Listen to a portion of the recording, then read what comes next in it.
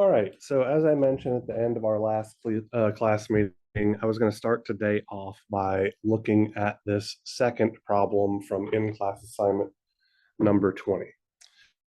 So in this particular problem, our ultimate goal is to determine the value of the impedance Z located in the middle of the circuit, given that we know all of the impedances in the system, as well as our source voltage as a phasor and the voltage drop across the 1 ohm resistor as a phasor.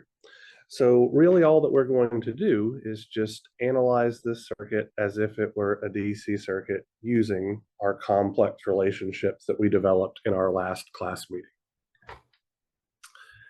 So before we begin, I want to identify the things that we're really looking for, right? So we learned in our last class meeting that impedance Z is simply the ratio of a phasor voltage V divided by some phasor current I. So that tells me that if I'm able to determine the voltage drop across this impedance, which I'm just going to call VZ, and the current flowing into this impedance, which I will call IZ, the ratio of those two complex numbers is, by definition, the impedance that we're looking for. So could any of you guys help me figure out how we might determine either of those quantities? To find IZ, you can add the current coming from the left and the current coming from the right. So I believe what you are suggesting is that if we found the current flowing in here, which I'm going to call I2 ohms, and we were able to find the current flowing this way, which I'm going to call I naught, we can apply Kirchhoff's current law at that top middle node in order to solve for the current IZ. Did I interpret your comment correctly? Yes. Okay. So I 100% agree with that process for sure. So let's work our way towards figuring out what that current of I2 ohms or that current of I naught is. Any thoughts on how we might find, let's say I naught, because I believe it is the easier quantity to solve for right now? Just do a V naught divided by 1 ohm. Exactly right. So we can just use Ohm's law to find the current that is flowing through our negative J1 ohm capacitance in series with that 1 ohm resistor, right?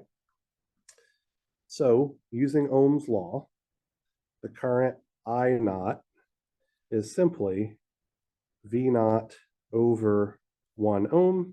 And since V naught is 4 angle 45 degrees volts, and 1 ohm could be represented as 1 angle 0 degrees ohms, this gives us simply 4 angle 45 degrees amps. So we have that current I naught already. So then, how might we find the current I2 ohms?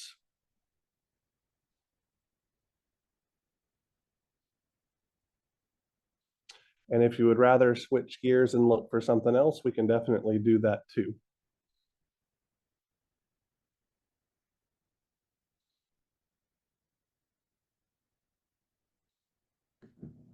I mean, are we gonna need omega for this and We the will not. capacitance value? We will not need omega at all. So because we're looking for a particular impedance here, and we're just going to be using the ratio of the phasor voltage to the phasor current, our impedance value omega shouldn't show up anywhere because we were already given all of the impedances of the other elements.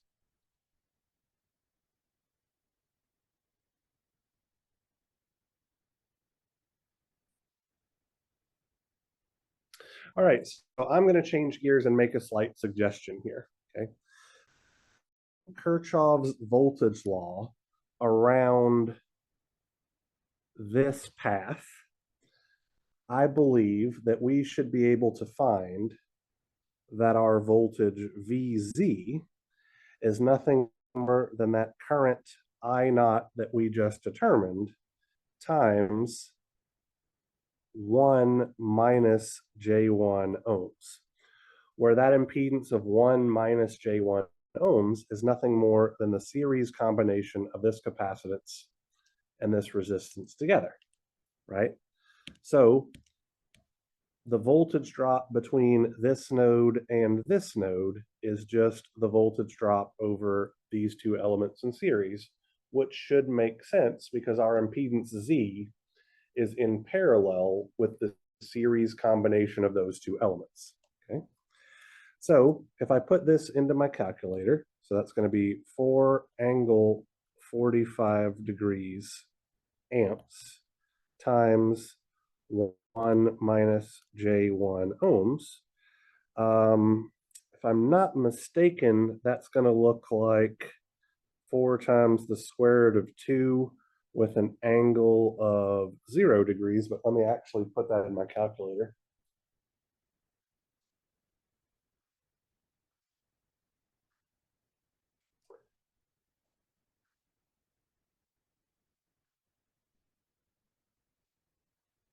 So 5.657. Let me see if that is 4 square root of 2, which I believe it is. Yep. With an angle of 0 degrees volts. Okay.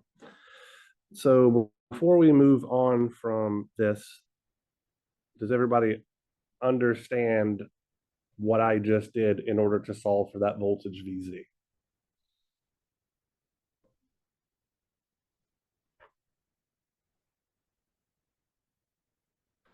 Or I guess a better way to put it would be, does anybody have any questions about what I did?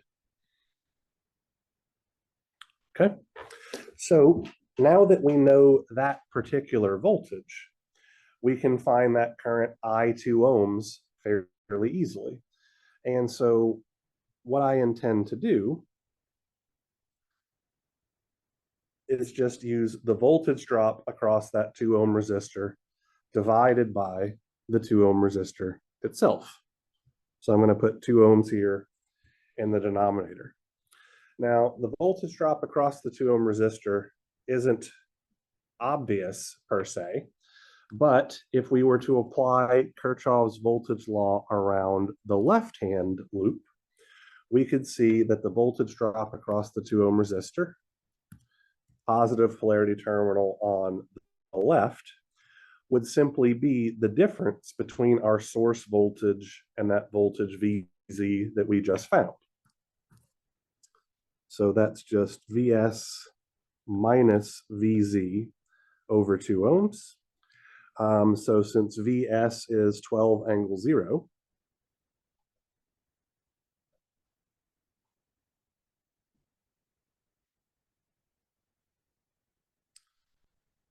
volts,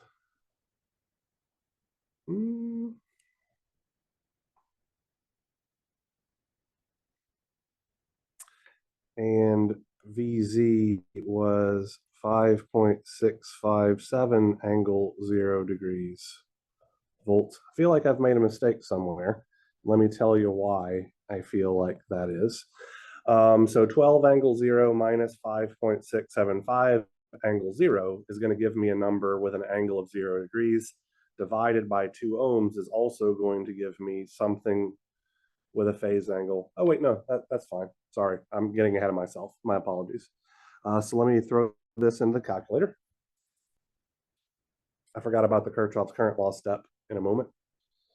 So 12 minus 4 root 2, all divided by 2, comes out to be 3.1715. So let's call that 3.172, with an angle of 0 degrees amps. From this, we could say that IZ is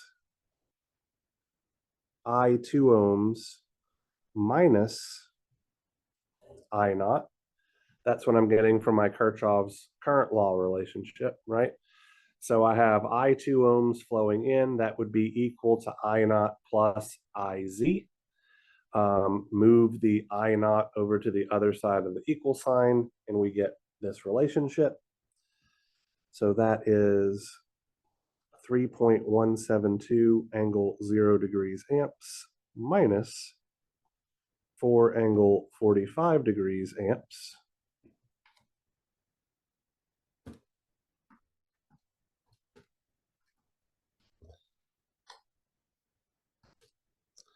Which I get to be 2.8491. So 849 with an angle of negative 83.0826, so 0.83 degrees amps. And then lastly, our impedance Z is simply the ratio of VZ to IZ, which is 5.657 angle 0 degrees volts divided by 2.849 angle negative 83.083 degrees amps. So 5.657 over 2.849 gives me 1.9856. So let's call it 986 with an angle of 0 minus negative 83. So that's positive 83.083 degrees ohms, which is pretty darn close to the expected value, just off by a very small amount of rounding error. So working that particular problem effectively reinforced our knowledge on applying Ohm's law, Kirchhoff's voltage law, and Kirchhoff's current law in the frequency domain. And all of the rules and all of that kind of stuff that we developed when we were looking at DC circuits are exactly what we're doing here. It's just now we're using complex numbers. All right, so any questions about that particular problem before we move on to some more example problems?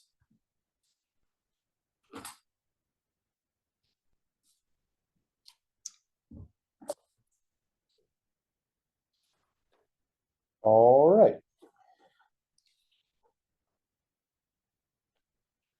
So if I remember correctly, and I believe fundamentally that I do, one of you all asked if we could work a problem that would help to refresh our memories on the applications of, say, voltage division and current division and things like that. So I'm going to make up a quick problem for us to analyze here.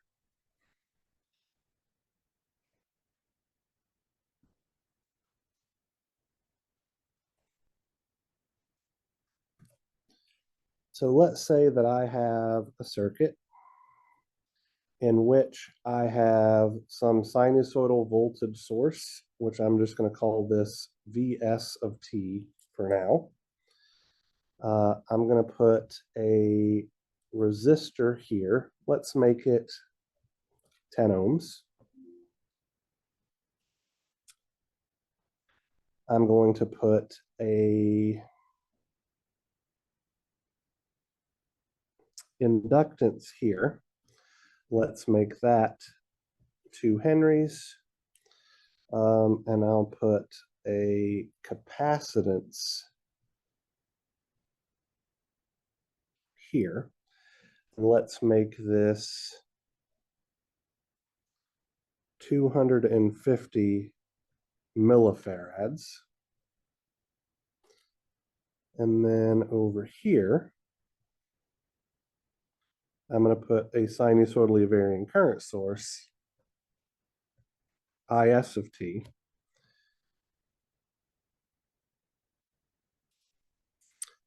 And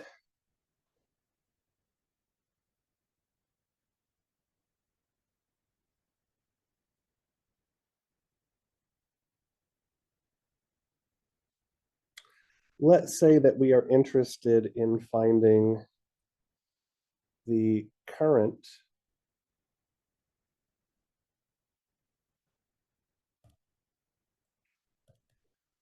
IL of t flowing down through this inductor. And we are also interested in finding the voltage VR of t across this 10 ohm resistor. Okay. And let's also say that Vs of t is 8 cosine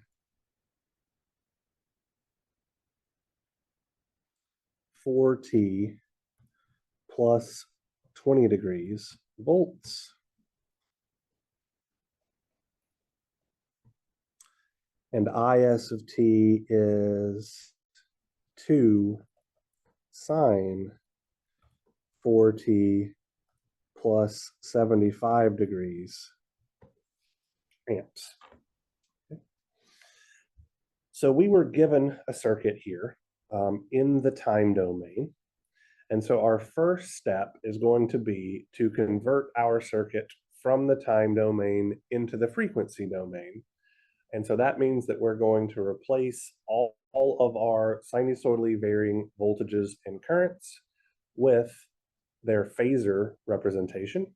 And we are going to replace all of our resistors, capacitors, and inductors with their respective impedances. Oops, sorry about that. So I'm going to redraw my circuit in the frequency domain down here.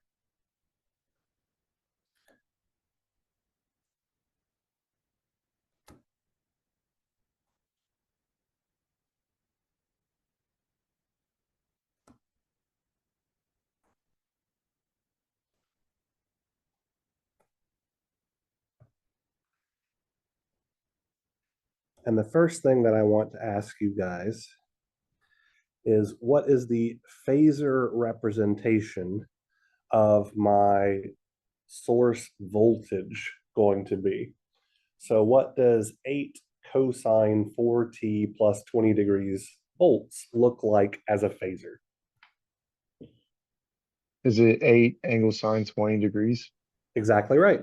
So we just take the magnitude, take the phase angle, and throw everything else away.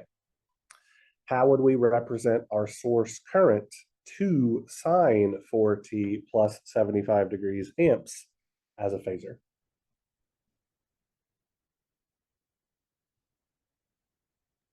2 angle sine negative 15 degrees? Exactly right. So because we have a sine function, we need to convert it into a cosine function, which we do simply by subtracting 90 degrees from the phase angle. So 75 minus 90 degrees is negative 15. So 100% correct, we will have 2 angle negative 15 degrees amps. While I'm at it, I'm also going to go ahead and represent our quantities of interest as a phasor. So now we're looking for some phasor voltage VR and some phasor current IL, like so. What should the impedance of my 10 ohm resistor be? 10 ohms. 10 ohms. 10 ohms. So the impedance of a resistor is just the resistor value itself, so we don't have to do anything at all to that. What about the impedance of my inductor?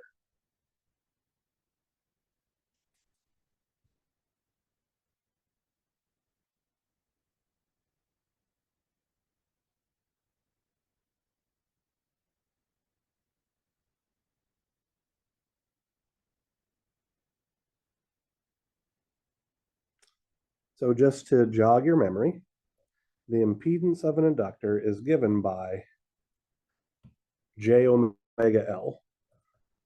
So what is omega for this circuit?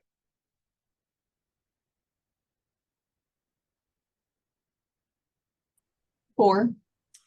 4 radians per second. Absolutely right. And for those of you who weren't sure how to find it, omega is always just the coefficient that's being multiplied by t inside of the sinusoidal function.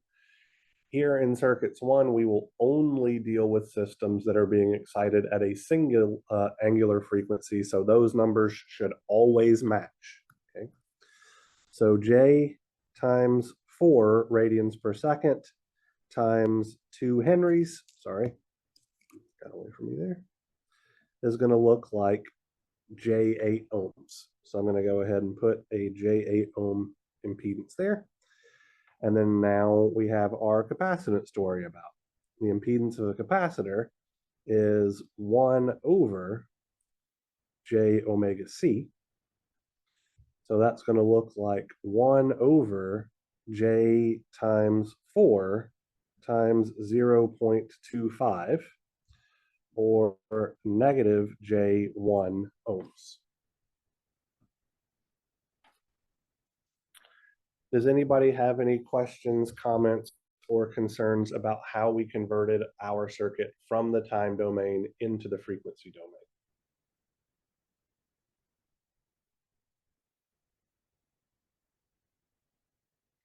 All right, so in order for me to apply voltage division and or current division to this circuit, I'm going to choose to analyze this using superposition. So we're getting a bonus refresher on something else that you may have to use as well, okay?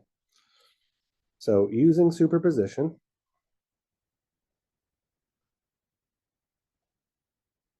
we are going to analyze this circuit with each source on only once.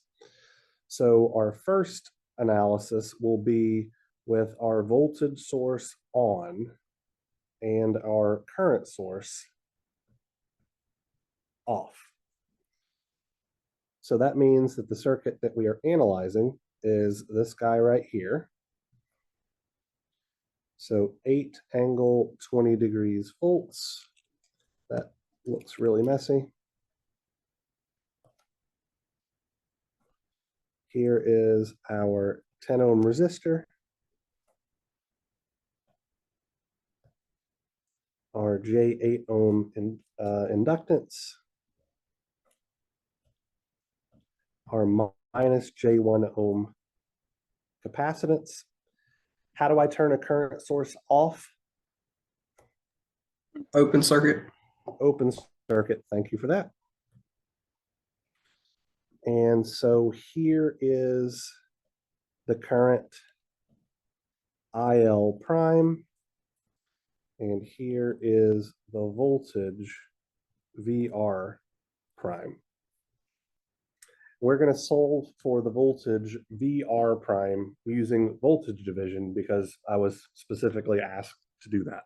Okay. So using voltage division, VR prime is just going to look like our known voltage, 8 angle 20 degrees volts, multiplied by a ratio here. And the ratio is simply the impedance that we're trying to find the voltage drop over, which in this case would just be our 10 ohm resistor. And then the denominator, we're going to have the total series resistance seen by that voltage source, which is going to look like 10 plus J8 ohms. And so putting that into my calculator,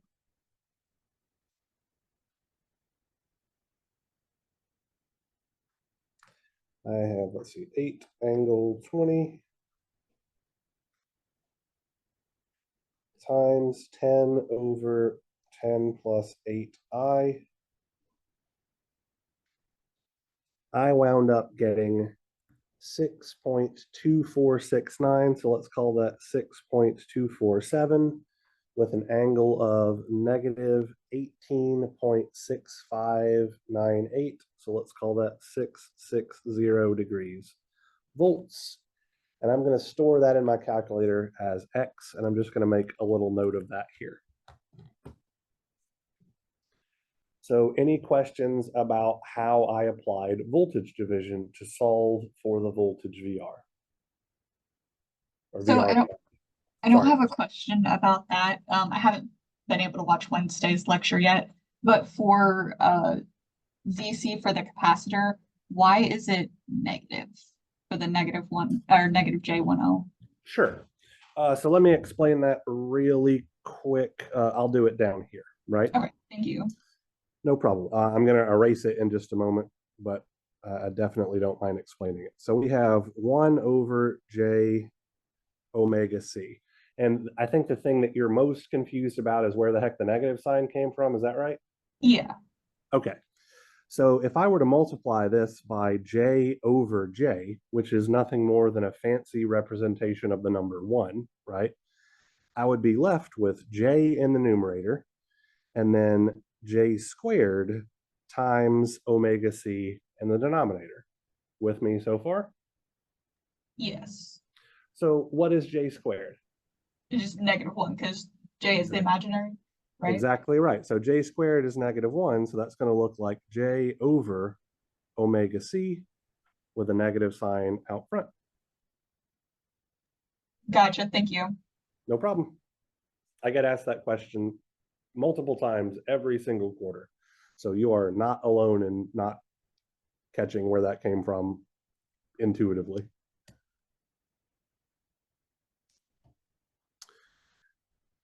Any other questions before we move on to solving for IL prime here?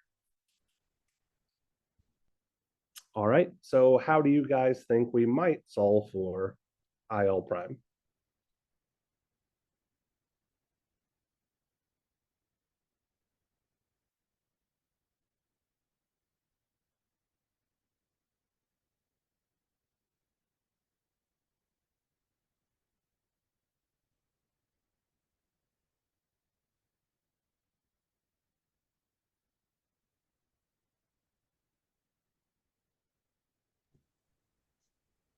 Well, we can just find the last voltage drop that we have and multiply by the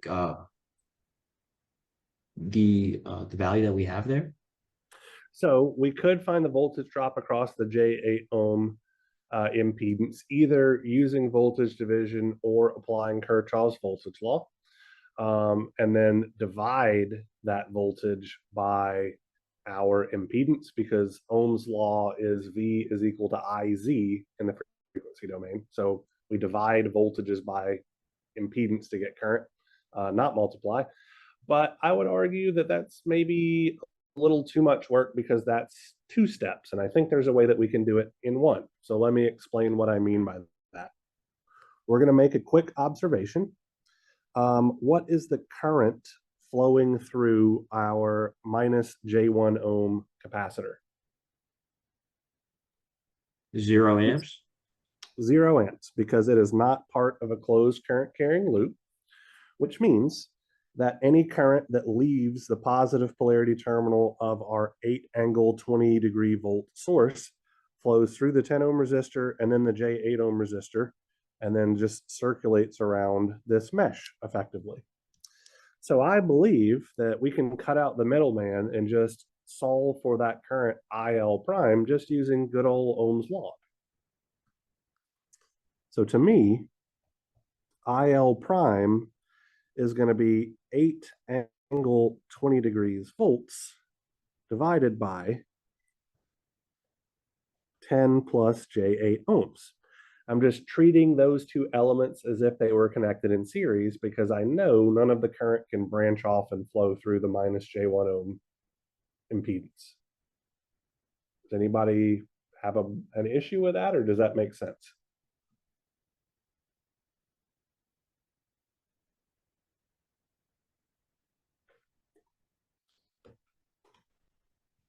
All right, so assuming it makes sense, I'm just going to put this in my calculator. So 8 angle 20 over 10 plus 8I gives me 0.6246. So let's call that 0.625 with an angle of negative 18.660 degrees amps.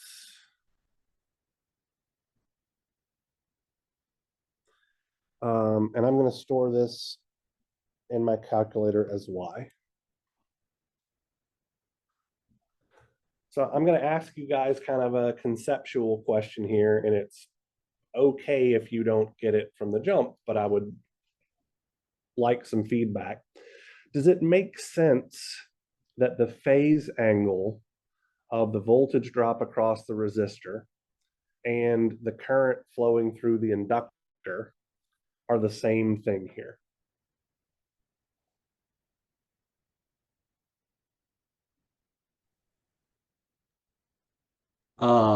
I don't think so, because isn't an inductor supposed to lead or lag? So you are correct, but let me explain why this is actually right. So I think that was Austin. What he said was that there should be a phase difference between the voltage drop across an inductor and the current flowing through an inductor. And he is absolutely right. There should be a 90-degree phase difference. However, we're looking at the voltage drop across the resistor and the current flowing through an inductor. So the reason why there isn't a phase difference here is because the current that is flowing through the inductor is also the current that's flowing through that resistor. So we know that the voltage drop and the current across a resistor should be in phase, and that's exactly what we're seeing. Our phase angles are exactly the same thing. So that was a little thing to just kind of wrap your head around the theory about what's going on and all of that kind of good stuff. So like intuitively, it does seem a little bit odd that these phase angles are the same. But if we think about it in context of that inductor current is also the resistor current for this particular configuration, then it makes sense. All right, before we So move, I had sorry, go ahead. quick question. Mhm. So then if we found the voltage of the inductor, then the phase angle would change? So the voltage drop phase angle will be different than the current phase angle. And we can figure that out really quickly here, right? So let me just say the voltage drop across our inductor, let's call it VL, positive polarity on top, like so. So that voltage VL is just going to be IL prime times J8 ohms using Ohm's law. And so multiplying by this J is just adding 90 degrees to the phase angle. So that's why it's the phase angle between the voltage and current across an inductor are 90 degrees out of phase. So let me just put times 8I in my calculator here. And we get 4.9975. So that's 4.998 with an angle of positive 71.340 degrees. Volts, right? And just to reinforce things, the difference between these two is exactly 90 degrees. And we can see that our voltage is leading our current by 90 degrees because the voltage has a positive phase angle and the current has a negative phase angle, which is exactly what we would expect for an inductor.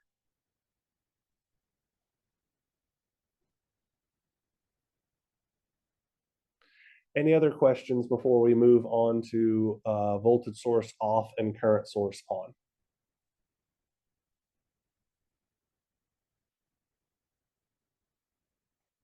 All right.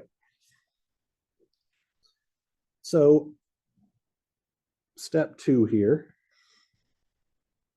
voltage source off and current source on.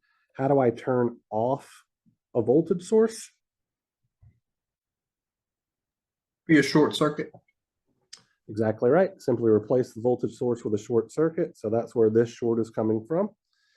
Then I'm going to have my 10 ohm resistor.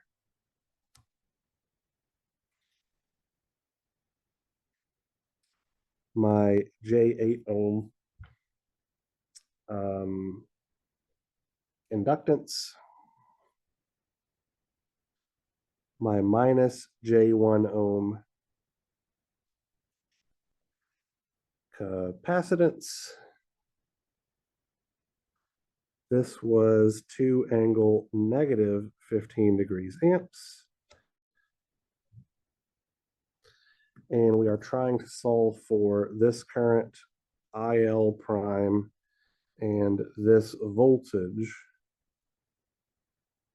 VR prime. Oh, sorry, excuse me, these should be double primes since we're on the second iteration of our superposition.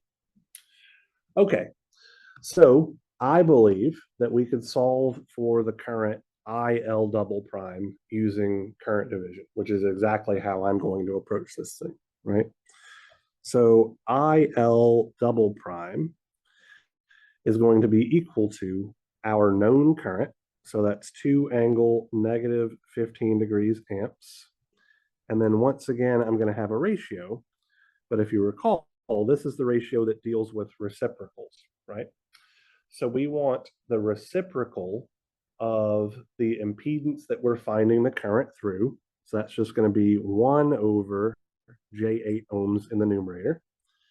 And then we're going to have the reciprocal of all of the parallel paths added together. So that's going to look like 1 over J8 ohms plus 1 over 10 ohms.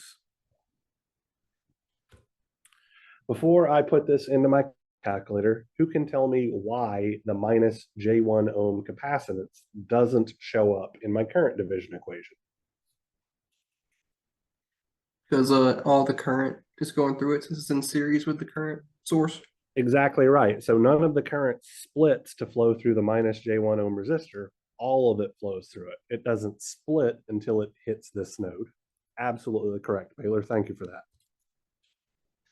So putting this in my calculator, 2 with an angle, gosh, I'm hitting the wrong buttons,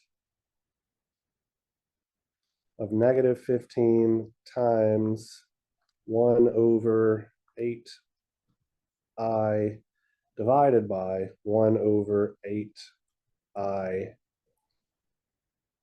plus 1 over 10. By the way, for those of you who have a Casio calculator, you might have to do the ratio as one calculation and then the multiplication as a second calculation. They seem to give math errors significantly more frequently than the TI calculators do. So I wound up getting 1.5617. So let's call that 1.562 with an angle of negative 53.6598. So let's call that 66 degrees. This is a current, so it would be measured in amps, and I'm going to store this in my calculator as Z.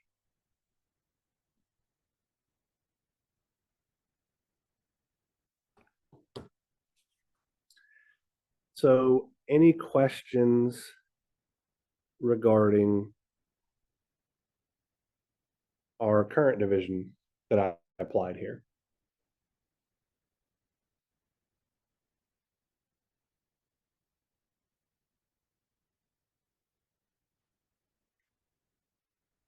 All right. How do you all feel that I should find the voltage VR prime?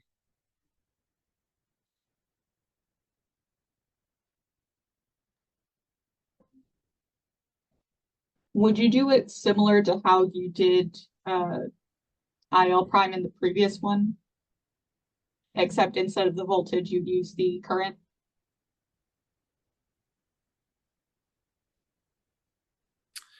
So I'm not 100% sure what you mean by that specifically.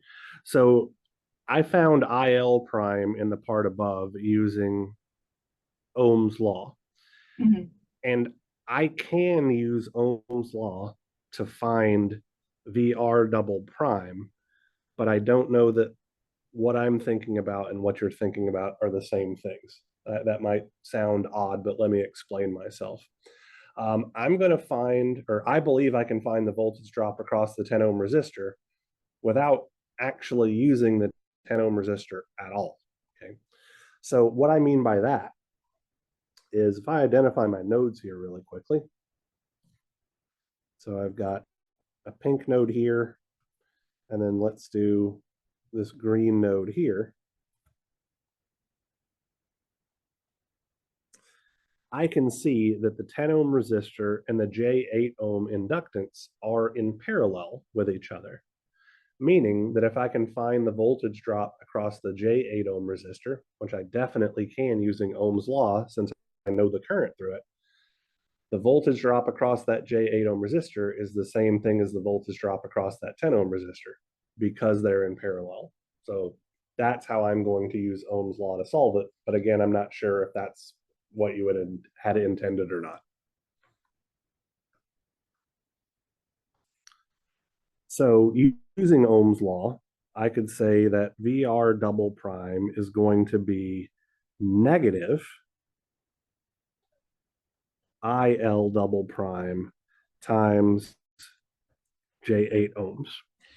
The reason why I'm putting that negative sign out front is because I'm assuming that that current IL prime is flowing into the positive polarity terminal of the J8 ohm resistance, and the voltage drop across the resistor is defined with the opposite polarity. So since I'm dealing with the opposite polarity, I need to include the negative sign. So that's going to look like negative 1.562 with an angle of negative 53.660 degrees amps times J8 ohms. So negative Z times 8I gives me 12.4939. So let's call that 12.494 with an angle of negative 143.660 degrees. Volts.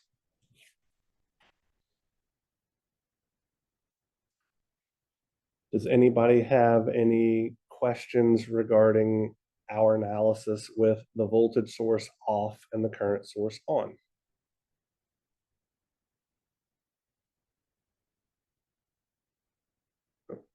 And while I'm at it, I'm going to store that as T.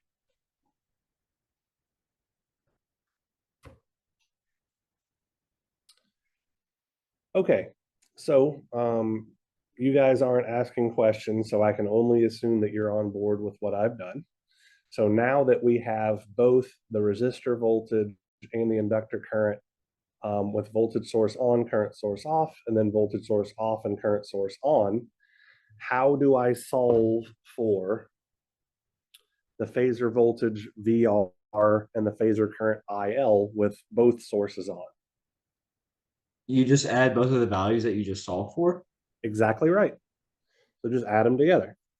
So we would say that VR is simply VR prime plus VR double prime. So because I stored things in my calculator intentionally, that's just going to look like X plus Z, which I get to be, 7.5793. So let's leave it like that. Angle negative 25.447 degrees. And that is a voltage. I'm going to leave some space there. You'll see why in a moment. IL is just going to be IL prime plus IL double prime, which is what I have stored in my calculator as Y plus what I have stored in my calculator as T.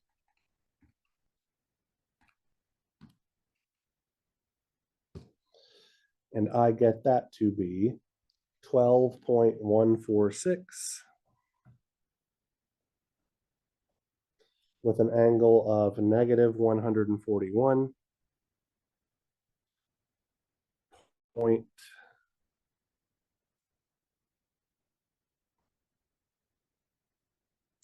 that seems, oh, no. Sorry. I've made a mistake here. The mistake that I made, that seemed aggressively large.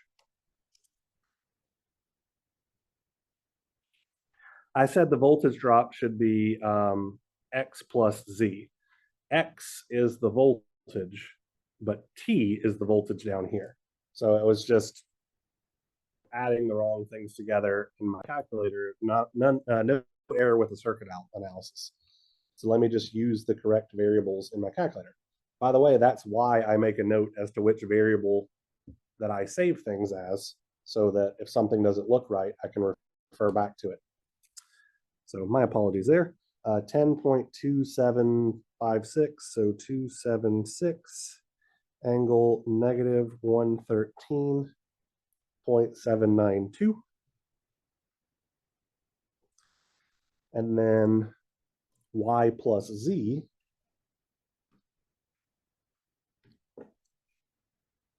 is 2.104, angle negative 43.855.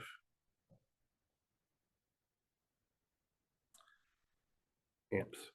For what it's worth, what tipped me off that I had made a mistake somewhere was when I was adding those numbers together, I knew that my current from the first part was less than 1 amp in magnitude, and my current from the second part was less than 2 amps in magnitude. And so it didn't make a damn bit of sense whatsoever of how I was getting like 12 amps, because there's no amount of phase difference that'll make those two numbers added together be that large. So that's what tipped me off, as I must have made a mistake somewhere. All right, so are we done with this problem?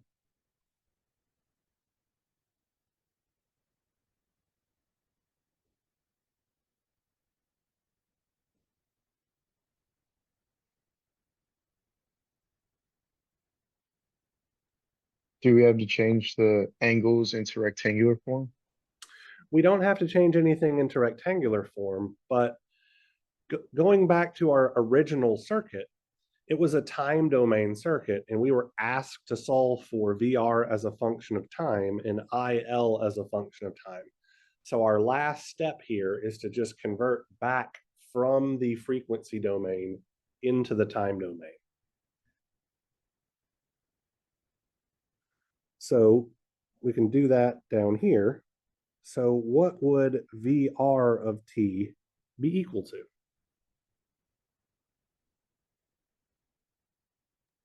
Be the 10.276 angle of cosine, or not angle, cosine of 4t minus the 113. Exactly right. Thank you, Baylor. And we would do the exact same thing for this current.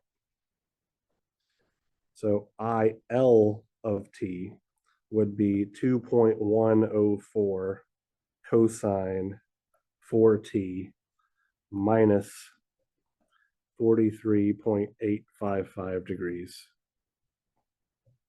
amps.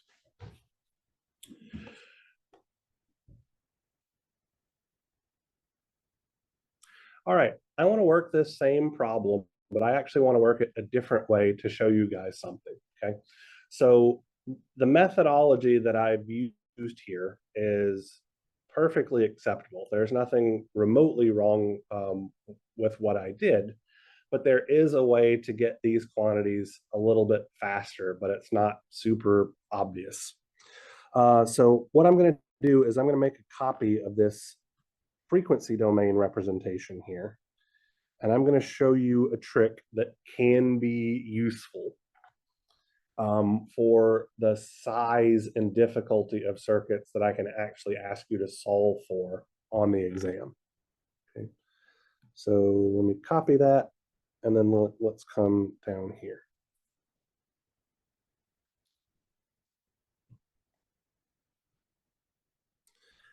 So I believe that I mentioned in our last class meeting that the calculators that you're allowed to use on your exams are not capable of solving a system of equations because using complex numbers.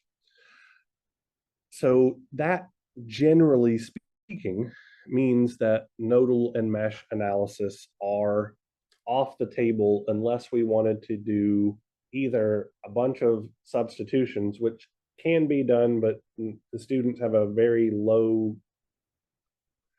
or have a track record of doing that very poorly. In fact, I've only seen maybe 1 or 2 students in the 7 years that I've been teaching this class be able to handle all of the substitutions to algebraically solve their way through a mesh analysis for one of these complex number problems.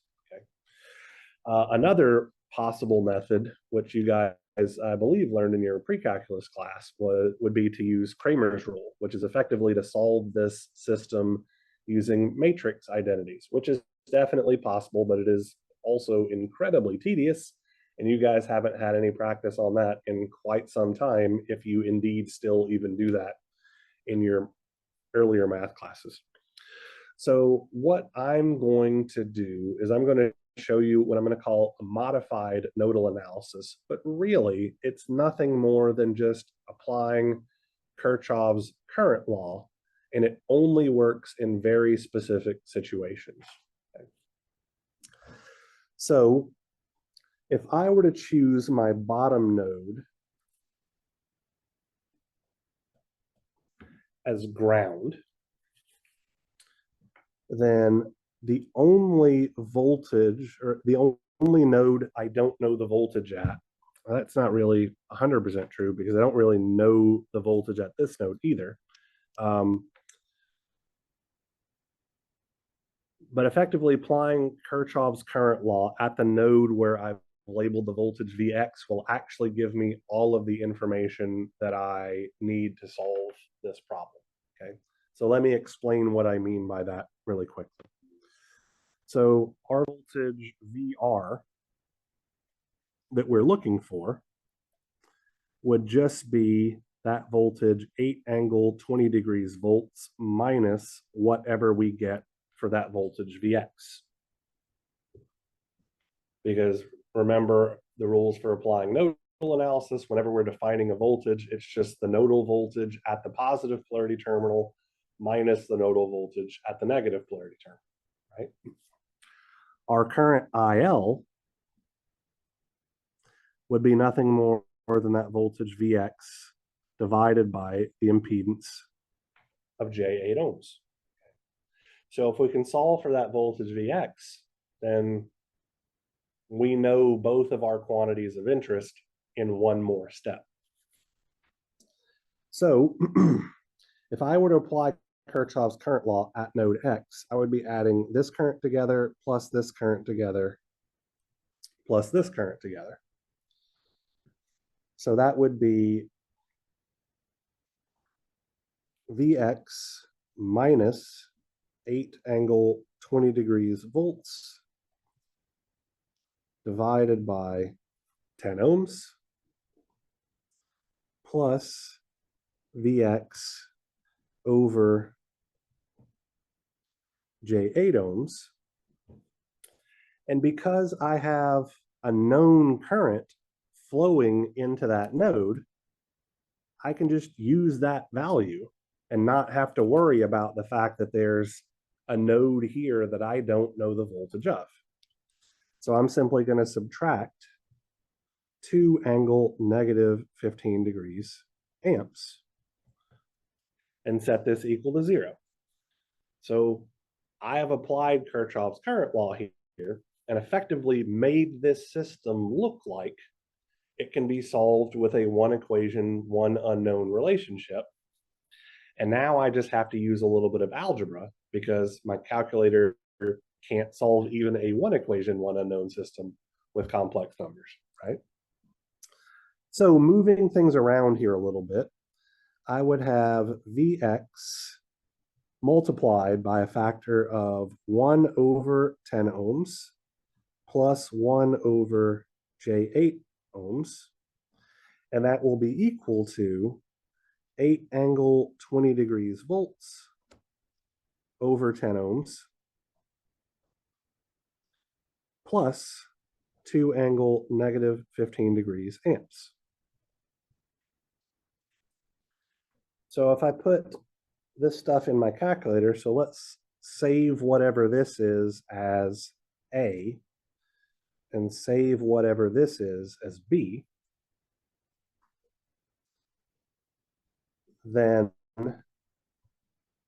that voltage Vx is just going to be A divided by B. I'm going to go ahead and do that in my calculator really quickly. So 8 angle 20 over 10 plus 2 angle negative 15 comes out to be 2.694 and some change angle negative 5.1 something. I don't know. Storing that as A. And then 1/10 plus 1 over 8I stored as B. That is 0.160 angle negative 51 and change. And so A over B gives me 16.8335. So let's call that 834 with an angle of 46.144 degrees volts.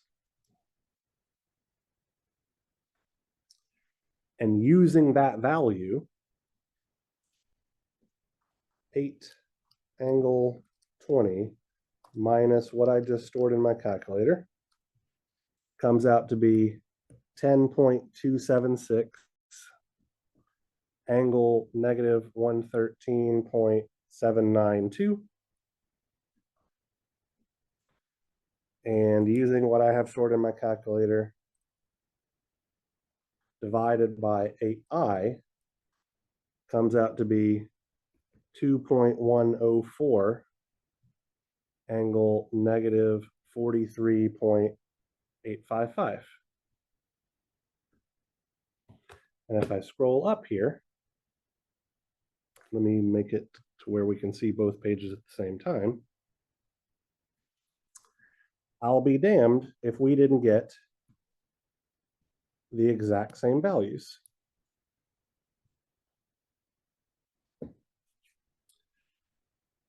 So that method of using nodal analysis for a one equation, one unknown system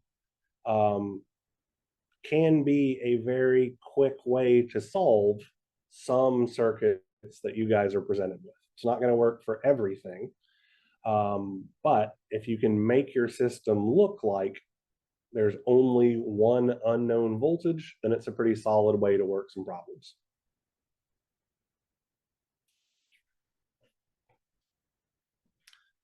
Any questions about this before we move on? Dr. Harmon, I have a question about something you mentioned earlier. Sure. It was when you first applied the superposition to the first one.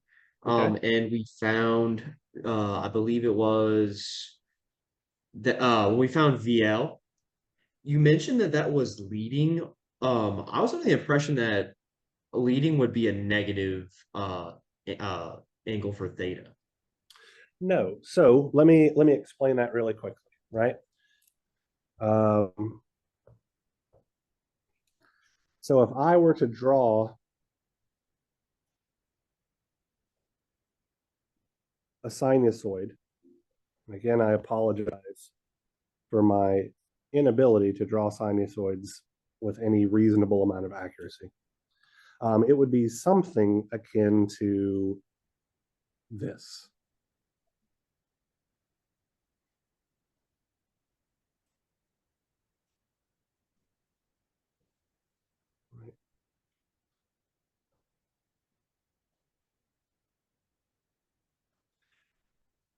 So in this particular case, if we were to treat this as a cosine function, so let's just say that x of t is equal to x sub m cosine omega t plus some phase angle theta. We can see that our signal is delayed by some amount. So the distance between the positive, or excuse me, the distance between the vertical axis and where our signal hits its maximum value, let's call that delta t, is related to our phase angle, okay? This is delayed because it's hitting its peak value later than t is equal to 0. If instead this whole waveform were shifted to the left some amount so that it hit its peak value before t is equal to 0, that would be considered advanced. Well, delayed signals have a negative phase angle, which means a shift to the right, and advanced signals have a positive phase angle, meaning that it's shifted to the left. So back up here, I said that our voltage was leading our current because the phase angle of the voltage is more positive than the phase angle of the current. Okay, gotcha. Thank you. I think I was just thinking that the negative was going to the left for some reason. No, it is not like looking at things in the time domain. I find it difficult, and I've been doing this for quite some time, so I prefer to use those phasor diagrams where I know that going clockwise is lagging and counterclockwise is leading. So if I just remember that little thing of if the angle is more positive, it's leading, and if the angle is more negative, it's lagging, then you're good to go. So that's why I prefer phase diagrams, because looking at the time domain signals confuses me as well. Any other questions? All right, so if memory serves me correctly, in class assignment number 21, I'm asking you all to use nodal analysis and to write a KCL equation for node 4 and then a KCL equation for supernode 5, 6. Effectively, I'm asking you to just write the equations for nodal analysis for this problem. Instead of doing just these few things, what I want us to actually do is to write all of the equations for nodal analysis, because I want to show you guys how to use MathCAD to solve a system of equations that have complex numbers. Just because some of your homework problems are going to be difficult enough to where it justifies using a computer to solve them. So I just want to make sure that you're familiar with that, because there are a few pitfalls to it. If I'm not mistaken, problem 2 is literally the exact same thing, but just using mesh. So I'll leave that for you guys to handle. All right, so applying nodal analysis, the first thing that I do is identify my nodes. So I've got a node here, a node here,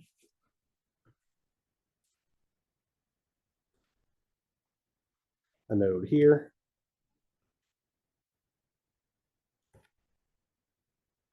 a node here,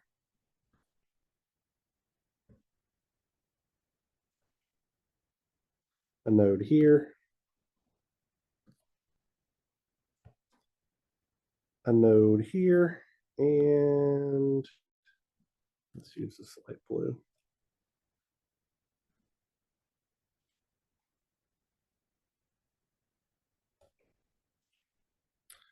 A node down here, right? Your nodal voltages, or excuse me, your ground or reference has already been selected for you. It is the bottommost node, and the nodes that I have identified already have a nodal voltage, nodal voltage associated with them.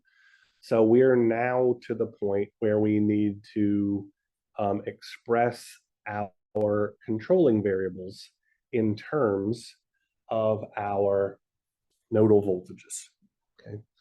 So let's start with the easier of the two, which is the voltage Vx.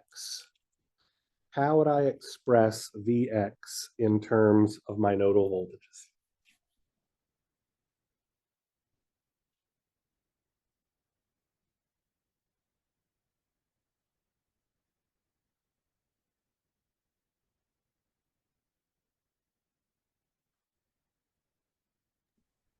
That's just gonna be V2 minus V1. Exactly right, is V2 minus V1.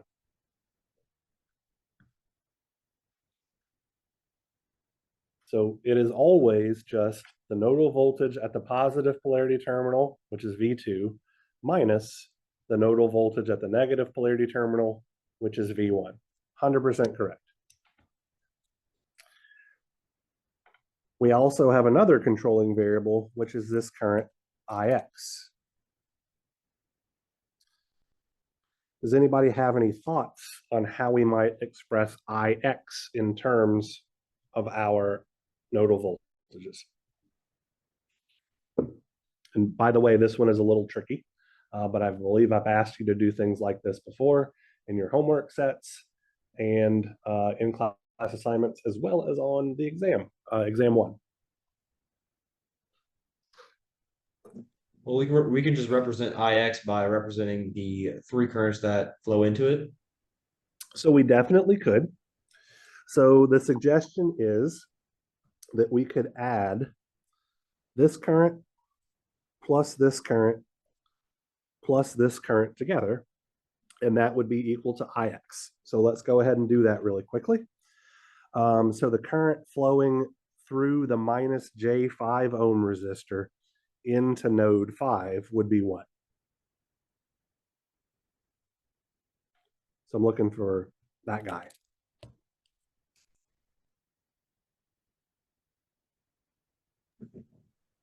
There's going to be V5 minus V4 over the impedance there.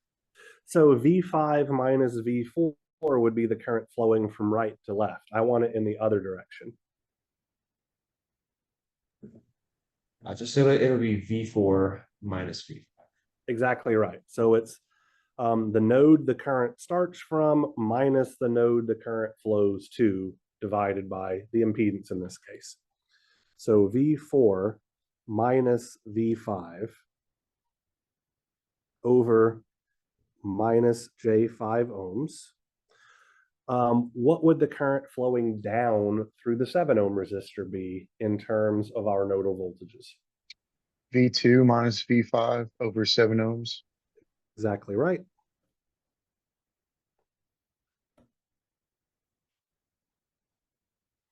And lastly, the current flowing up through the 4 ohm resistor. V5 over 4 ohms. So V5 over 4 ohms would be the current flowing down through the 4 ohm resistor. So negative V5 exactly right. over 4 Yep. ohms. So minus V5 over 4 ohms. So that is one way to do it. That is correct. But could anybody tell me a different way to get that current Ix?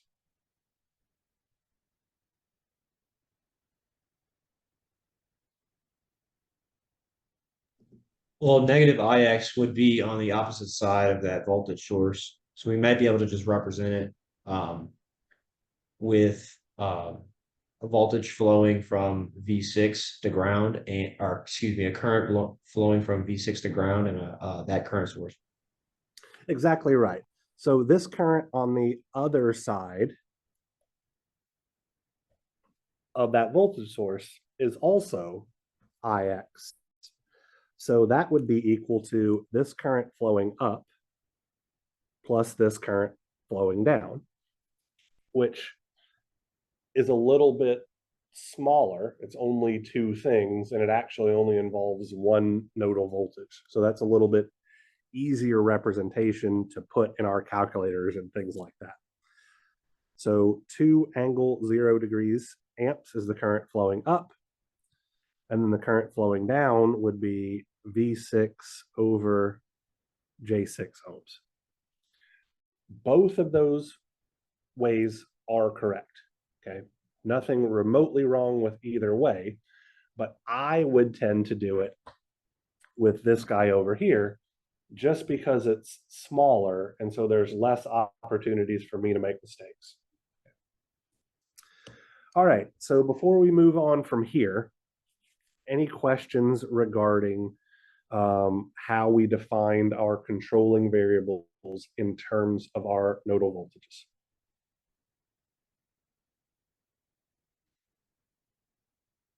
All right.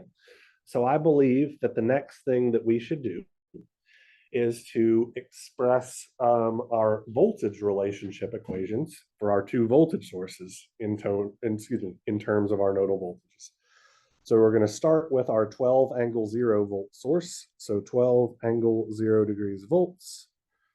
That's this source right here. How would I put that in terms of my nodal voltages?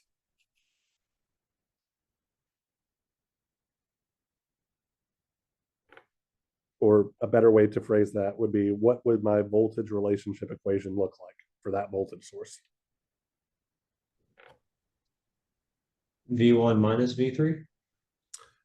Exactly right. So V1 is at the positive polarity terminal and V3 is at the negative polarity terminal. So just V1 minus V3. We have our dependent voltage source over there on the right-hand side of the circuit. So 3ix is going to be equal to what?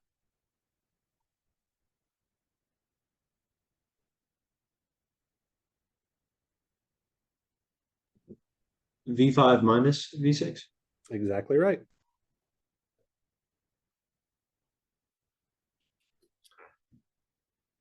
So we have our voltage relationship equations taken care of.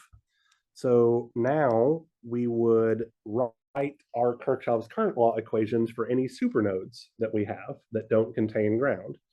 As a refresher, the two nodes that are surrounding a voltage source form a supernode. So we would have a supernode 1, 3 around that 12-volt source, and we would have a supernode 5, 6 around our dependent source. The currents leaving supernode 1, 3 are this current flowing down through that capacitor, this current flowing to the right through our 1 ohm resistor, and this current flowing down through our J3 ohm inductor. And then the currents leaving supernode 5, 6 are this current up through the 7 ohm resistor, this current to the left through that capacitor, this current down through the 4 ohm resistor, this current up through the current source, and this current down through the J6 ohm resistor. So we're going to have two equations. This is KCL at supernode 1, 3. So what would the current flowing down through the minus J2 ohm capacitor look like?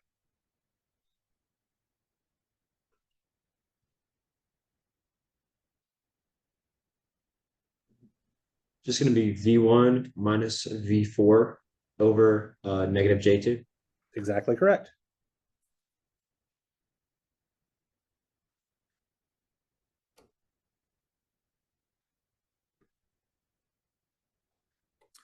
The current flowing to the right through the 1 ohm resistor, please.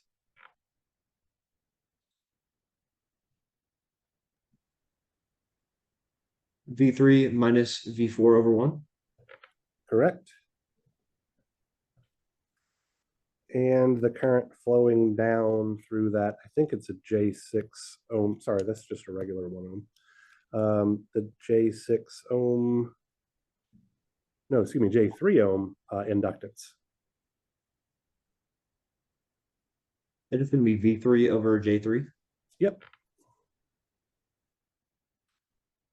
So seems to me like Austin knows what's up with regards to writing his KCL equations. So I'd appreciate it if someone else helped me out with our supernode. I think this was 5, 6 KCL equations. So what would the current flowing up through the 7 ohm resistor look like? V5 minus V2 over 7 ohms. Exactly correct.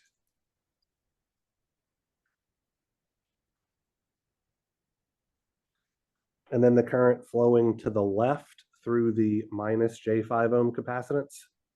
V5 minus V4 over negative 5 ohm, negative J5. So V5 minus V4 over minus J5. Thank you. And lastly, the current flowing down out of, down through the 4 ohm resistor. V5 over 4 ohms. V5 over 4. And then on the right-hand side, the currents that are leaving node 6 are just these two currents that we identified earlier. So I'm just going to go ahead and write those in. So 2 angle 0 plus V6 over J6 ohms.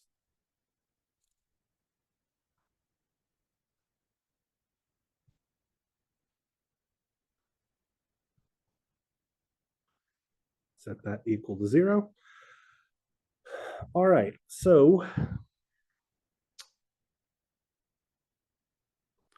I believe we are missing 2 equations. So I say that because we have 6 unknown nodal voltages and then our 2 controlling variables. And we currently have, so that's 8 total unknowns, and we currently have 6 equations. So where are the other 2 nodes that I'm going to apply Kirchhoff's current law at? V4 and V2.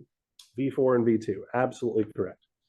So the currents at V2 is going to be this guy flowing down and this guy flowing down. So let's go ahead and knock that out. I guess I'm going to put this over here because I'm running out of room.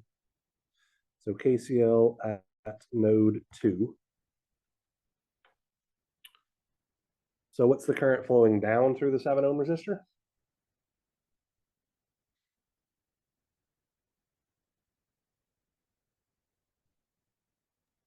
Would it be V2 minus V5 over 7 ohms? Exactly right, Haley. Thank you so much.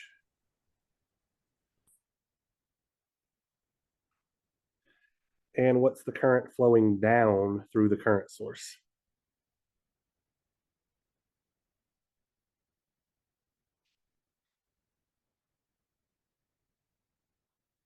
Would you just add that current source? So because this arrow is in the opposite direction, we need to subtract the current source, right? Gotcha. If we were feeling squirrely, and I'm not suggesting that you guys actually do this, sorry, that shouldn't be 0 degrees. We could have just said plus 2 angle plus or minus 180, but it's probably easier to just say minus 2 angle 0 because that's more in line with the nodal analysis that we did previously. All right, so node 4, that's going to be this current up, this current to the left, this current down, and this current to the right. So let's start with the current flowing up through the minus J2 ohm impedance. Who's got me there?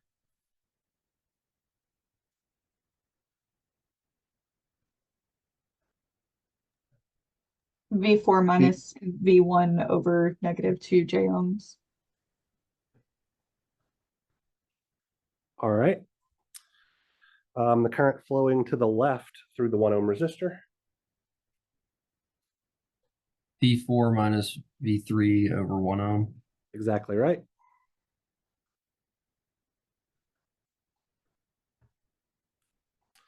The current flowing down through the current source, the dependent current source.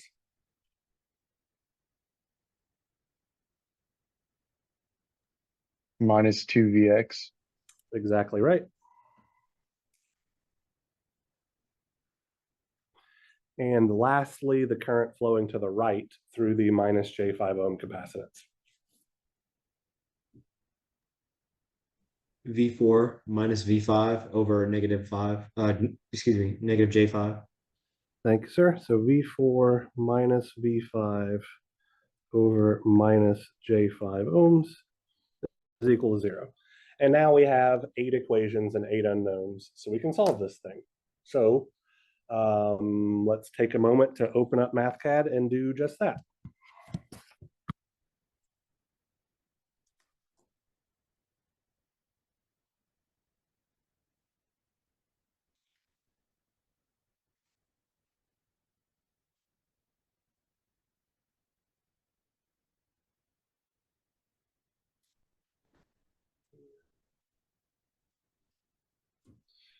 So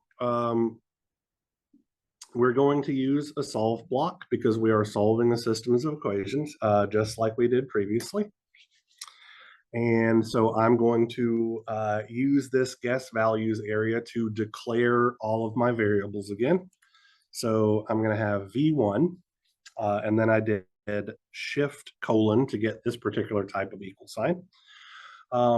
I don't know that it's 100% necessary to do what I'm about to do, but this is how I always declare my variables when I'm doing complex systems.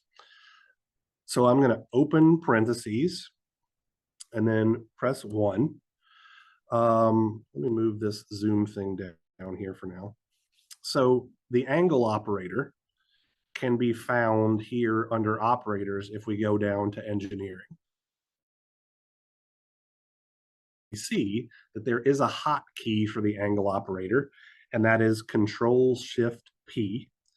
So I can click it, or I can just type Control-Shift-P, and that gives me my angle operator. And I'm going to choose 0 degrees. Now, if we go back to operators and go down to engineering, let's see, that is the scaling thing. That's not what we're looking for. Here it is. So here is the degree symbol. It does not have a keyboard shortcut. That being said, we do not have to use the degree symbol like that. We can instead type DEG, and MathCAD knows to consider the thing preceding that DEG to be an angle, and it's telling it to measure it in degrees. Okay, so that gets us around the fact that there is not a hotkey for a degree symbol. Okay, now what I'm going to do is I'm going to explicitly multiply, and this might seem weird, but MathCAD can be very, very finicky, so I highly suggest that you guys get in the habit of this. And I'm going to put the unit of a volt here. So I have open parentheses, 1 angle operator 0 degrees, close parentheses, times volt. So I'm just guessing that V1 is 1 angle 0 degrees volts. And I'm going to repeat that for V2 through 6, and VX, and then I'm going to make IX 1 angle 0 degrees amps. So let me go ahead and just do all that really quickly.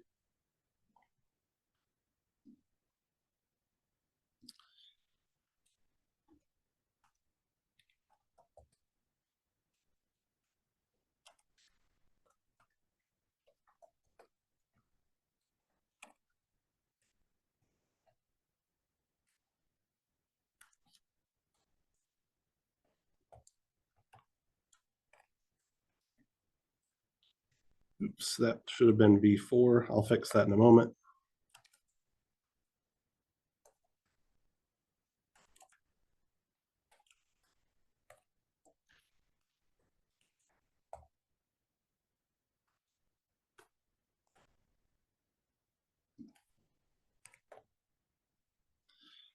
So then I have VX.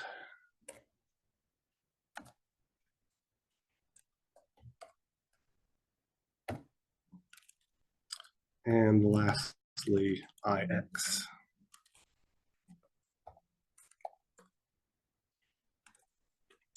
So I have declared all of my variables. So now I get into my constraint equations. These are just the equations that we wrote that set up our system. So our first equation was Vx is control equal to V2 minus V1. Our second equation was Ix is control equals to 2 angle 0 degrees amps plus V6, sorry, over J6 ohms. All right, so to do the J6 ohms, I'm going to type 6J multiplied by an ohm, where I got that ohm by doing capital W and then control G. It is very important that we multiply 6J by the ohm symbol. Let me show you what happens if we don't do that, right?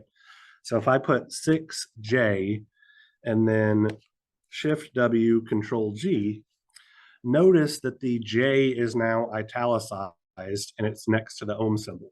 So it's effectively treating that as some new variable or something J ohm that we have not defined. So that is very much not what we're looking for. So I need to do 6J times an ohm for this to come out correctly. MathCAD is pretty great in as much as it uses I and J as the imaginary operator. So it's already set up for us weird electrical engineers that made up our own symbol for the imaginary operator. All right, so our next equations are our voltage relationship equations. So we have 12 angle 0 degrees volts is control equal to V1 minus V3. And then we have 3 Ix. So that is for a current controlled voltage source. So that 3 has units of volts per amp. If we don't put those units in, then it's going to give us an error, times Ix, and this will be equal to V5 minus V6. And now I am working on my KCL equations. So starting out with my KCL at supernode 1, 3, I'm going to have V1 minus V4 divided by negative 2J times, oops, I forgot to do the times and it messed everything up, an ohm, plus V3 minus V4 over 1 ohm plus V3 over 3J times an ohm is equal to 0. Now my KCL at supernode 5, 6 is going to look like V5 minus V2 over 7 ohms plus V5 minus V4 over minus 5J times an ohm plus V5 over 4 ohms plus 2 angle 0 degrees. Oops, I put one too many. Let me, let's see around that. Amps plus V6 over 6J times an ohm is equal to 0. Let's see, now we're working on KCL at node 2, so that's V2 minus V5 over 7 ohms minus 2 angle 0 degrees amps is equal to 0.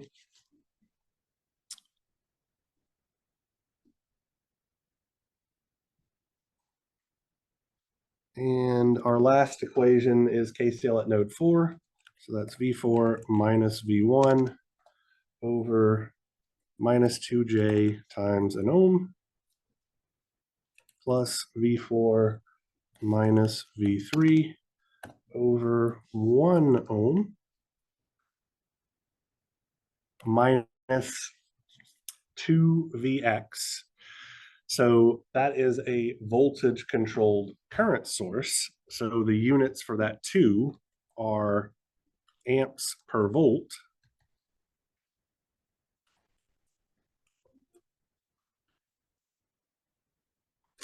And then we have that last term that is V4 minus V5 over minus 5J times an ohm is equal to 0. Just move that down because I don't like that they're overlapping slightly. And now, as I showed you guys earlier, we're going to use a matrix. This will be an 8x1 matrix. So V1, V2, V3, V4, V5, V6, Vx, Ix. Find those same things.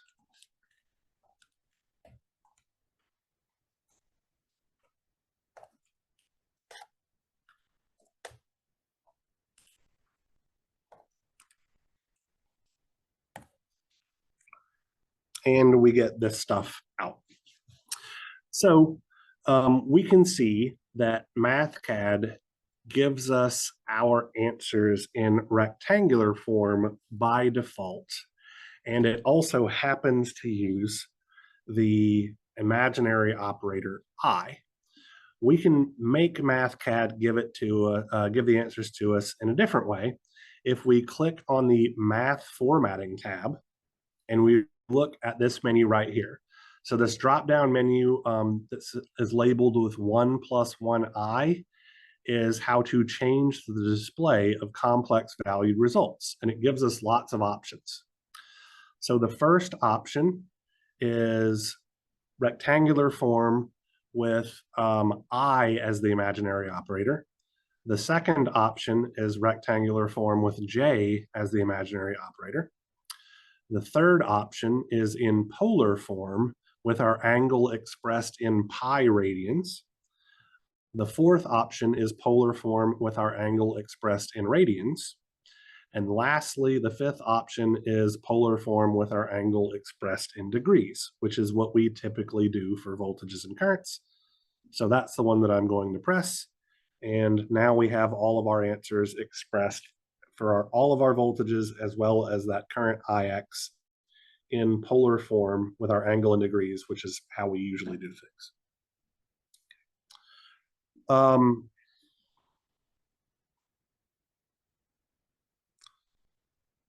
The only thing, like probably the most common issue that I see with students using MathCAD to solve a complex system of equations is not explicitly multiplying by units and things like that. So I believe I mentioned to you guys before, MathCAD can be extremely finicky, especially when it comes with putting things inside parentheses, because sometimes it wants to treat things as a function. But if you make sure that you are explicitly multiplying by a unit, things will work out pretty well for you, right? So if you had an impedance of, let's say, 5 plus J7 ohms, I would tend to do that as 5 plus 7, sorry, that's not 7, J times an ohm. And if this were part of a mesh equation, I would put all of that in parentheses and then multiply that by some mesh current, which let's just call it Ix here, and it'll spit out some voltage. But if we didn't use that explicit multiplication, let's still treat it as okay, but sometimes it'll get finicky and just try to decide that something is a current. So let me see, like, what would happen if I did IX on the outside here without, yeah. So because I'm not explicitly telling MathCAD to multiply the variable IX times this thing, it's giving me an error and it's telling me that, hey, IX is supposed to be a function because there's stuff inside of these parentheses. So it's taking it as IX is a function of 5 plus 7j, but that gets fixed as soon as we explicitly multiply. So that's the biggest error that I see students have to deal with when they're doing these problems. Okay, any questions about any of the stuff that we covered today?